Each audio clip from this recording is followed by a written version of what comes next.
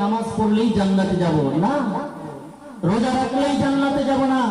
কাল কঠিন কিয়ামতের ময়দানে আপনি দেখবেন আপনার মামলা হয়েছে চুরির মামলা, আপনার মামলা হয়েছে মদকারীর মামলা, আপনার মামলা হয়েছে জেনাকারীর মামলা। সেই দিন আল্লাহকে বলবেন, আল্লাহ আমি তো মদ খাই নাই, আমি তো জেনা করি নাই, আমি তো চুরি করি নাই, আমি তো ধর্ষণ করি নাই, আমি তো খুন করি নাই, কিন্তু আমার এইগুলো আমল নামায় কোথা থেকে আসলো? তখন বলবে, তুমি এমন একজন ব্যক্তিকে ভোট দিয়েছিলে যে ভোট পেয়ে সংসদে যাওয়ার পরে সে জুয়া খেয়েছে, মদ খেয়েছে, জেনা করেছে, দুর্নীতি করেছে, চুরি করেছে, এই আমলনামা তোমার আমলনামায় দেওয়া হয়েছে। আল্লাহর হাবিব বিশ্বনবী সাল্লাল্লাহু আলাইহি সাল্লাম বলেন, আদ-দাল্লু আলাল খায়রি কাফাইল।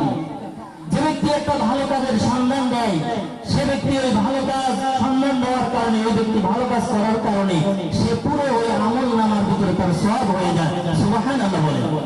তাহলে আপনি যদি সংসদে কোন চোরকে পাঠান, কোন বাটপারকে পাঠান, কোন জেনাকারীকে পাঠান, আর সেই জেনা করে দুনিয়ার তারা সংসদ চালায়, তার দায়ভার আপনাকে আমাকে নিতে হবে। কথা বলেন ঠিক কিনা?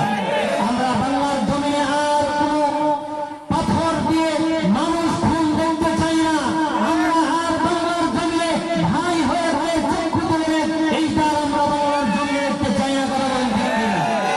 সম্মানিত প্রিয় উপস্থিতি, বলেন তো এই পৃথিবীতে যত মৃত্যু আছে সবচাইতে মৃত্যুর ভিতরে উত্তম মৃত্যু হলো কি?